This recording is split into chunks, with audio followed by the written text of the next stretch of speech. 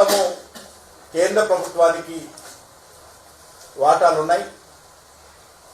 అయినప్పటికీ కూడా 49% ఉన్నప్పటికీ కూడా పూర్తి పెత్తనం గత అనేక సంవత్సరాలుగా స్వాతంత్రం వచ్చినప్పటి నుంచి కూడా పూర్తి పెత్తనం అంతా కూడా రాష్ట్ర ప్రభుత్వ ఆధ్వర్యంలోనే ఉండేది. కేంద్ర ప్రభుత్వ వాటా మరి ఉన్నప్పటికీ కూడా ఏ రకమైనటువంటి జోక్యం, ఏ రకమైనటువంటి అధికారం కేంద్ర ప్రభుత్వానికి లేదు. అది 7 మంది డైరెక్టర్స్ తెలంగాణ ప్రభుత్వం తరఫున, 3 మాత్రమే కేంద్ర ప్రభుత్వం తరఫున ఉంటారు. ఇంక్లూడింగ్ సిఎండి నియామకం కూడా అన్ని విషయాలలో రాష్ట్ర ప్రభుత్వానికి సంబంధించినటువంటి మరి అధికారాలే ఇన్ని సంవత్సరాలుగా కొనసాగిస్తూ వచ్చారు. బీఆర్ఎస్ హయాంలో తెలంగాణ వచ్చిన తర్వాత కేసీఆర్ ముఖ్యమంత్రిగా ఉన్నప్పుడు సింగరేణి పైన కేసీఆర్ ఫ్యామిలీ పెత్తనం కొనసాగించింది. ఆ రోజు బీఆర్ఎస్ హయాంలో టెండర్ల దగ్గర నుంచి చిన్న చిన్న కాంట్రాక్ట్ల వరకు కూడా ఆ రోజు టిఆర్ఎస్ పార్టీ, కేసీఆర్ కుటుంబం ఆడింది ఆటగా పాడిందే పాటగా కొనసాగించారు.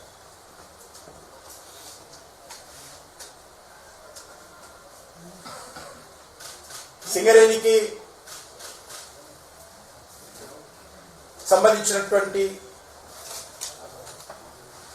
అన్ని కార్యక్రమాల్లో కూడా ఆ రోజు పూర్తిగా రాజకీయమైనటువంటి జోక్యంతో మరి సింగరేణిని అనేక రకాలుగా సమస్యలు ఎట్టివేశారు. సింగరేణికి రావాల్సినటువంటి బకాయిలు, రాష్ట్ర ప్రభుత్వం నుంచి రావాల్సినటువంటి బకాయిలు సుమారు 32,000 కోట్ల రూపాయలు మరి బకాయిలు పడ్డ విషయాన్ని కూడా ఈ సందర్భంగా మనం చేస్తున్నాం. ఎన్ని రకాలుగా సింగరేణిని విధ్వంసం చేయవచ్చో గతంలో బీఆర్ఎస్ పార్టీ, ఈరోజు కాంగ్రెస్ పార్టీ సింగరేణిని విధ్వంసం చేస్తా ఉన్నాయి. ఎంతసేపు తమ అవినీతి అక్రమాలకు సింగరేణి ఒక బంగారు బాతుగా వాడుకుంటూ మరి సింగరేణి కార్మికుల రక్తాన్ని, సింగరేణి కార్మికుల చెమటను దోచుకుంటున్న విషయాన్ని కూడా ఈ సందర్భంగా మనం చేస్తా ఉన్నాం. గతంలో ఏ రకంగా బీఆర్ఎస్ పార్టీ అవలంబించిందో ఈరోజు కాంగ్రెస్ పార్టీ కూడా అదే పద్ధతిని ముందుకెళ్తా ఉంది. సరిగ్గా ఇప్పుడు నైనీ కోల్ బ్లాక్ విషయంలో కూడా బీఆర్ఎస్ ఏ రకంగా పనిచేస్తుందో ఇది కూడా అదే విధంగా పనిచేస్తాం. మనకందరికి తెలుసు, ఒకసారి బిఐఎఫ్ఐఆర్ కింద అప్పుల ఊబిలో కూరుకుపోయినటువంటి సింగరేణిని ప్రధానమంత్రిగా అటల్ బిహారీ వాజ్పేయి గారు 684 కోట్ల రూపాయల మార్గదర్శకం విధించి అప్పులపైన సింగరేణిని చేయూతను అందించి ముందుకు నడిపించిన విషయాన్ని ఈ సందర్భంగా మనం చేస్తాం. తద్వారా మళ్ళీ కొంత సింగరేణి లాభాల బాటలో పడ్డది. కానీ 2014లో తెలంగాణ వచ్చిన తర్వాత మళ్ళీ షేరా మామూలు కింద సింగరేణి ఒక రాజకీయ ప్రయోగశాలగా తమ అవినీతి అక్రమాలకు కేంద్రంగా సింగరేణి మారిపోయిందనే విషయాన్ని సందర్భంగా మనం చేస్తాం.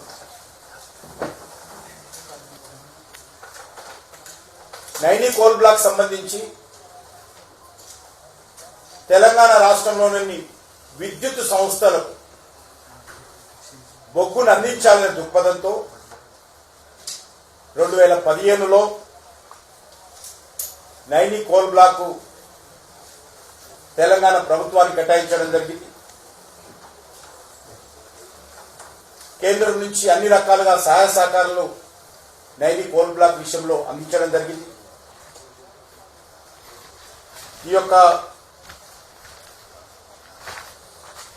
కోల్ బ్లాక్ సంబంధించి మరి ఈరోజు అనేక రకాలుగా విషయాలు చర్చకు వస్తా ఉన్నాయి. సిబిఐ దర్యాప్తు జరపాలి. అసలు కేంద్ర మంత్రి ఏం చేస్తున్నాడు? సిబిఐ దర్యాప్తు చేయడానికి రాష్ట్ర ప్రభుత్వం ఆమోదం ఉండాలి. అది అమాత్రం అవగాహన లేకుండా మాట్లాడితే దానికి ఎవరేం చేయలేము. నేను ఒకటే అడుగుతా ఉన్నాను. ఈరోజు కొంతమంది నన్ను కూడా వివాదంలో రావడం కోసం ప్రయత్నం చేస్తా ఉన్నారు. మీరు అధికారంలో ఉన్నప్పుడు మీరేం చేశారని మాట్లాడుతూ ఉన్నారు. మీరు ఆ రోజు 49% కేంద్ర ప్రభుత్వం అనేది తెలియదు ఆయనకు. అప్పుడు మీరు అక్రమాలు జరిగినప్పుడు కేంద్ర ప్రభుత్వము మరి జ్ఞాపకం రాలేదా? ఈ రోజే జ్ఞాపకం వస్తూ ఉందా?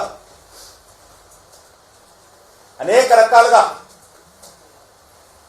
బీఆర్ఎస్ పార్టీ అధికారంలో ఉన్నప్పుడు కూడా అనేక రకాల అక్రమాలు జరిగాయి.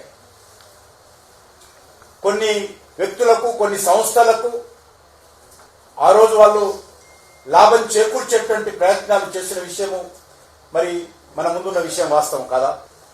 రాష్ట్ర ప్రభుత్వం ముందుకు వస్తే, రాష్ట్ర ప్రభుత్వం ప్రతిపాదిస్తే తప్పకుండా ఈ విషయంలో కేంద్రం పరిశీలిస్తుందన్న విషయాన్ని సందర్భంగా ముగిస్తుంది. ఒక్క నైని కోల్ బ్లాక్ కాదు, యావత్తు సింగరేణిలో జరుగుతున్నటువంటి అక్రమాల మీద చర్చ జరగాల్సిన అవసరం ఉంది. సింగరేణి భవిష్యత్తును రక్షించుకునేటువంటి దృక్పథంలో, సింగరేణి కార్మికుల యొక్క భవిష్యత్తును రక్షించే విషయంలో పూర్తి స్థాయిలో దర్యాప్తు జరగాల్సినటువంటి అవసరం ఉందని చెప్పి నేను కేంద్ర మంత్రిగా భావిస్తా ఉన్నాను. దీన్ని పూర్తిగా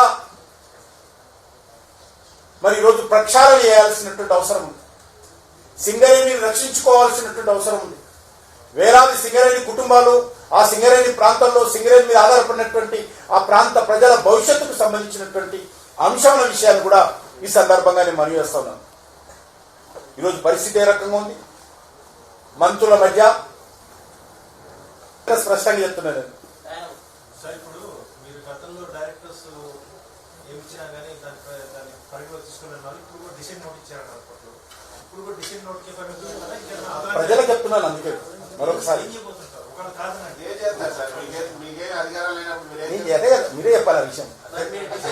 కేంద్ర మంత్రిగా కోల్కి సంబంధించి దేశాన్ని మొత్తం మీ ఆధీనంలో ఉన్నటువంటి పరిస్థితుల్లో సింగరేణిలో మీ వాటా కూడా ఉంది సార్, 49%. ఎందుకు ఈ వ్యవహారంలో మీరు అంటే ఎటువంటి నిర్ణయాలు తీసుకోలేకపోతున్నారు? రాష్ట్ర ప్రభుత్వం ఆధారంలోనే రాష్ట్ర ప్రభుత్వాలు అక్రమాలు చేస్తుంటే దానిపైన రాష్ట్ర ప్రభుత్వం అధికారం ఇస్తే నేను తప్పకుండా దీని మీద దర్యాప్తు చేస్తాను. చూస్తూ ఉన్నట్టుగా భారతదేశం 50% తీసుకోవచ్చు ఇవ్వాలి కదా రాష్ట్ర ప్రభుత్వం. అందుకోసమే ఈరోజు దీనికి సంబంధించి కూడా ట్రైపార్టీ అగ్రిమెంట్ చేసుకోవాల్సింది. ఆ ట్రైపార్టీ అగ్రిమెంట్ తో తప్పకుండా ఈ విషయాలని చర్చిస్తాం. ఇప్పుడు కోల్ ఇండియా బొగ్గు టన్నుకి 1600 అమ్ముతూ సింగరేణి 4000 అమ్మడానికి అవకాశం ఉంది. దోపిడీ చేయడానికి మీరు డైరెక్ట్ గా అవకాశం మా చేతిలో లేదండి. మీరు అదే మాట, నా చేతిలో ఉండదు. అది రాష్ట్ర ప్రభుత్వము కోఆపరేటివ్ ఫెడరలిజం లో రాష్ట్ర ప్రభుత్వానికి అన్ని రకాల అధికారాలు ఉన్నాయి. ఆ మాత్రం మీరు అర్థం చేసుకుని జెన్కో ఉంటుంది. జెన్కోకి మళ్ళీ పే చేయాల్సింది కన్జ్యూమరే, అంటే ₹1 వచ్చి యూనిట్. నేను ఈ విషయం చాలా సార్లు ప్రెస్ కాన్ఫరెన్స్ లలో చెప్పాను, రివ్యూ మీటింగ్ లలో చెప్పాను. ఇదే విషయాన్ని హైదరాబాద్ లో చాలా సార్లు చెప్పాను. 49% కేంద్ర ప్రభుత్వం కూడా అందులో వచ్చే నష్టాలను కూడా అట్లాంటప్పుడు దాంట్లో జరిగే నిర్ణయాల్లో కూడా మీకు వాటా ఉండాలి కదా. ఇప్పుడు మా ప్రభుత్వం వచ్చినప్పుడు కాదు, గతంలో 30-40 సంవత్సరాలు ఇదే విధంగా జరుగుతోంది. మేము వచ్చినాక వచ్చిన నియమం కాదు ఇది. మోడీ గారి ప్రభుత్వం వచ్చిన తర్వాత పెట్టినటువంటి నియమాలు కాదు ఇది.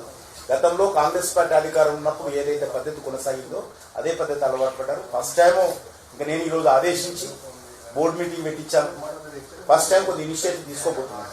నేను వచ్చిన తర్వాత సహాయం చేశాను నైని కోల్ బ్లాక్. నేను వచ్చిన తర్వాత కొంత దానిపైన ప్రశ్నించేటువంటి ప్రయత్నం చేశాను. ఈ మధ్యలోనే హైదరాబాద్ లో కూడా రివ్యూ మీటింగ్ పెట్టాను. ఇక్కడ నుంచి మా కోల్ బ్లాక్ సంబంధించినటువంటి కోల్ మిల్స్ సంబంధించినటువంటి మా సెక్రటరీ అందరూ పోయి హైదరాబాద్ లో సింగరేణి భవన్ లో కూడా రివ్యూ చేశాము లాస్ట్ 3-4 months క్రితం. సార్ మీరు సహాయం చేయడం అది సింగరేణి లేకపోతే ఎవరైతే దోపిడీదారున్నారో వాళ్ళకి ఉపయోగపడుతుంది. ఎందుకంటే ఇప్పుడు తవ్వుకొని వాళ్ళు 4,000 రూపాయలు అమ్ముకుంటారు. దాన్ని కన్జ్యూమర్కి ఎట్లా తగ్గించాలనే దాన్ని ఆ కోణంలో మీరు చూడాలి కదా.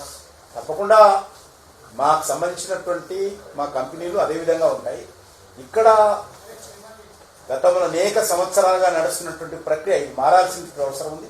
దీనికి సంబంధించి ఇప్పుడు ఆలోచన చేస్తాం ఏం చేయాలనేది.